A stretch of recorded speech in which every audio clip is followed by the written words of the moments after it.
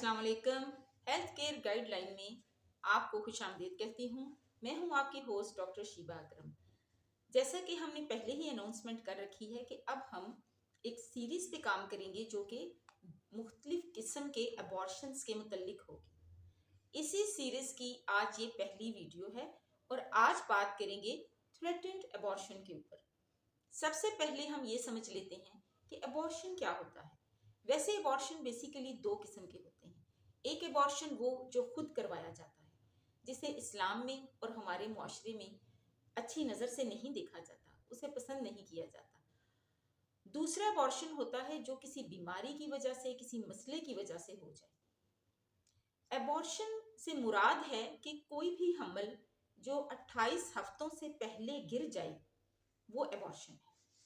कोई बच्चा ज़ाया हो जाए, गिर जाए, तो वो अबॉर्शन कहलाता है अगर वो 28 हफ्तों से कम उम्र का है।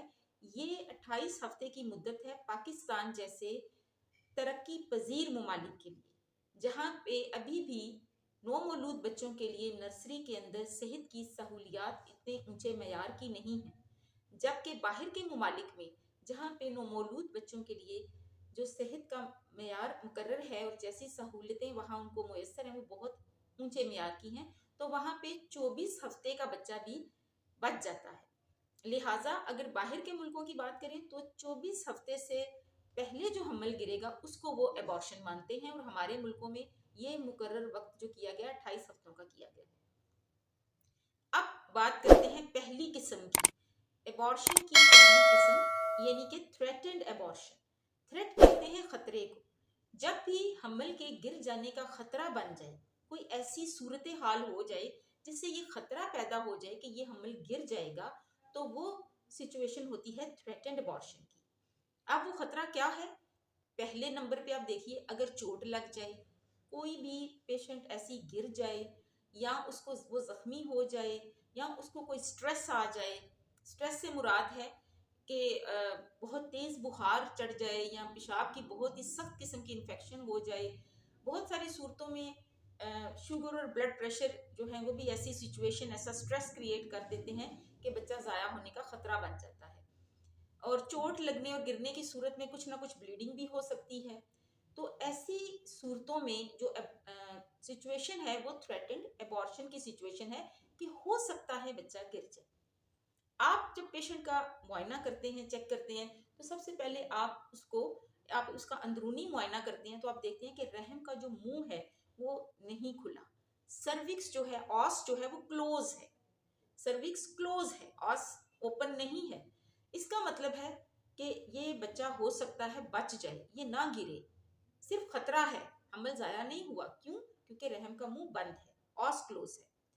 और दूसरी चीज, जब आप अल्ट्रासाउंड करते हैं तो बच्चा जो है उसमें जिंदा सलामत आपको नजर आता है, उसके दिल की धड़कन नजर आती है। आप देखते हैं कि पूरा बच्चा बिल्कुल सही तरीके से बना हुआ है, कोई नुक्स उसमें नहीं, कोई प्रॉब्लम नहीं है, और उसके दिल की धड़कन ठीक है, उसकी हरकत ठीक है, यानी कि बच्चा जिंदा है और वो उतनी ही उम्र का नजर आ रहा है जितनी कि लास्ट पीरियड की डेट के मुताबिक उसको होना चाहिए। इसके अलावा आप पेशेंट का HB भी देखते हैं, आप उसका प्लेटलेट काउंट भी आपको पता होना चाहिए कि प्लेटलेट की कमी भी कभी कभी ब्लीडिंग का बायस बनती है और इस तरह के मामला।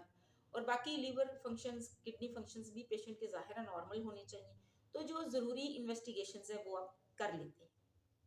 अब आते हैं इसके इलाज की तरफ, इसके ट्रीटमेंट की तरफ। वैसे तो कंजर्वेटिव ट्रीटमेंट में आप पेशेंट को कहते हैं जी आप बेड रेस्ट कीजिए, आप बिस्तर पे आराम कीजिए, हस्बैंड के करीब मत जाइए, और इसके अलावा बुखार वगैरह की दवाइयाँ, और अगर कुछ कुछ ब्लीडिंग भी है तो ट्राजामिन भी दे देते हैं।